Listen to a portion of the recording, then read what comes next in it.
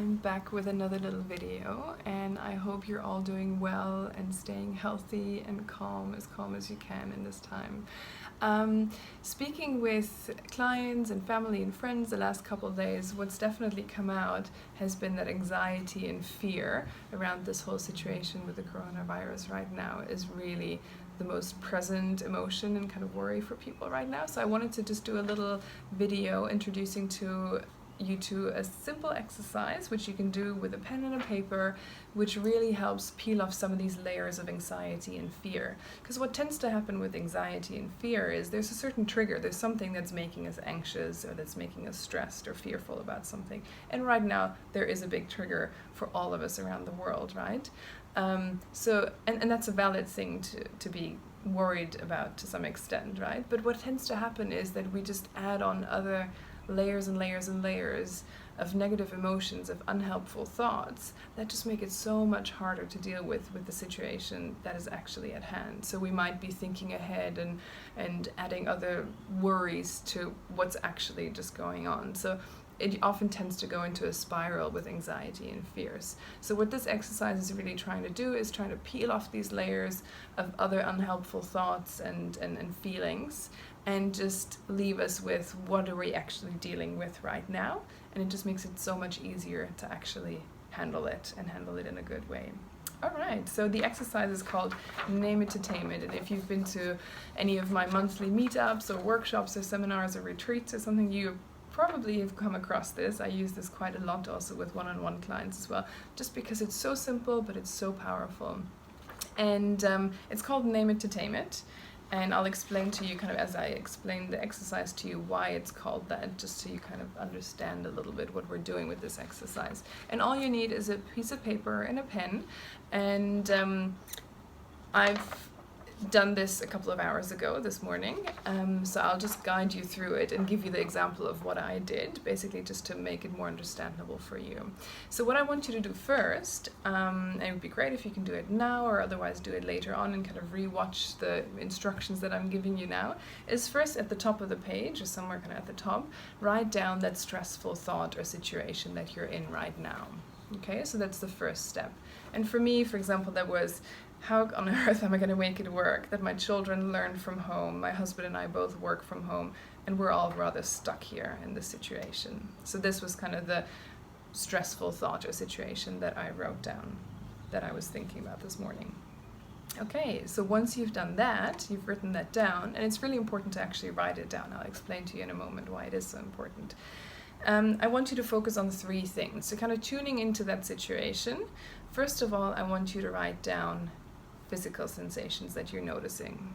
So just kind of tune into that, sit with it for a moment with that thought or situation, and just notice what's happening in your body. And write that down, physical sensations. So for me, there was kind of a nervous fluttering feeling in my stomach that I noticed in the morning when I did that, and definitely a rapid heartbeat. So just noticing that I was just getting there was this nervous feeling in my heart and in my chest, chest and in my stomach. So that's the first thing, your physical sensations. So really kind of tuning into your body, what's happening, how are you noticing this in your body. The second one is emotions. How do you feel about this? What emotions are you noticing about this situation? And for me, definitely there was anxiety, there was worry, and there was fear, which are all, interlinked, but they were quite strong kind of when I wrote this down. So whatever emotions you're noticing, you're feeling or experiencing at this point, when you think about this, just write them down. That's the second one. And the third one is related thoughts. Related thoughts means, what are you thinking in the next step? So it's often, okay, so yes, we're all working and learning from home and we're stuck here. But it doesn't end there. Usually then we go into, oh my God, what if this stays for much, much longer than we think now? What if the boys are kind of falling behind academically?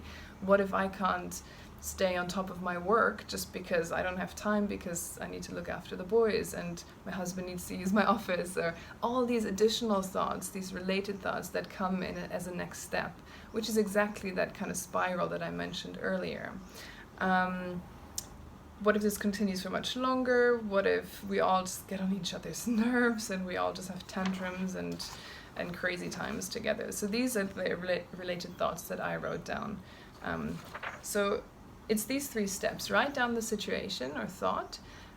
What are you noticing in your body? Physical sensations. What emotions are you noticing? And what related thoughts come up? So just write all of that down, and you might have more than this or less than this. There's no right or wrong. Just write down whatever you're noticing. And then I want you to just put the piece of paper down for a moment and just take a breath and just think of that situation again. And then guess what? We're just going to do exactly the same thing again. So I did it just on the back of the paper. I just wrote down that situation again, exactly the same thing basically, and then we go through the same motion again. So I'm again tuning in and I'm saying, okay, what am I noticing in my body now? And the second time around, I noticed that my stomach was feeling okay, but my heart was racing quite a bit. So it kind of moved more into my heart. It was just that nervous feeling, that rapid heartbeat that I was noticing the second time around. Again, physical sensations. Then you're looking at emotions. For me, the second time around, it was more worry and kind of a nervous anticipation. There was not so much fear or that kind of strong fear and really strong anxiety anymore. So it was more of a worry and an anticipation, nervousness. And again, you're looking at physical sensations, emotions, and related thoughts. So the second time around, you might notice or have thoughts like, well, it is what it is. We're all kind of in this situation. None of us chose this. We'll just have to somehow make the best of it and survive and all stay sane. And I just really hope it won't last longer than it needs to. So that was kind of the second time around what I wrote down for myself. And, obviously pause the video as you go through it if you need more time, of course. I'm just kind of trying to guide you through how it works. And then guess what? We're going to do the same thing again, because it's called name entertainment, because what we're doing is we're basically using the way our brain works to redirect energy from the amygdala, from the emotional part of our brain that is really firing up if we're feeling really stressed or anxious about a situation, into the prefrontal cortex, which is this part of the brain, which is where we can think clearly, where we can make good decisions, where our kind of reasoning and all of that can happen. So that's also why the exercise is called name entertainment, because we're naming things. We're using our prefrontal cortex, our thinking brain, to come up with what is it that I'm feeling? Where is it? To just give things a name, to locate it in your body, to hold the pen, to write it down. And just these actions in itself make it necessary for your brain to send some energy redirected into the parts of the brain that are actually more helpful for us to kind of be engaged with at the moment. So that's a little bit of why it's called name entertainment. And so I encourage you to go through the same thing again. So again, you write down, this is my situation or stressful thought. And then again, tune in for a moment. And you definitely the third time around, you'll notice quite a big difference. So for me, the third time around, with physical sensations, it felt more like, when you've just come back from a jog or you're just finishing your exercise and your heartbeat is still faster, but it's just kind of slowing down. It was like, okay, yeah, I'm starting to calm down. That's what I noticed physically. So physical sensation was that. Emotion, I actually really felt a deep sense of acceptance, just acceptance of the situations, that this is just how it is. And acceptance that whatever comes is fine, acceptance of whatever I'm feeling right now is fine. And another interesting one, which I wasn't really expecting, was gratitude. I just felt very, very grateful that we are actually together. It could be a lot worse. We could be separated in isolation, or we could be unwell, or whatever it might be. So there was acceptance and gratitude the third time around. And with regards to related thoughts, I just wrote down, well, actually, you know what, we'll just make the best of it.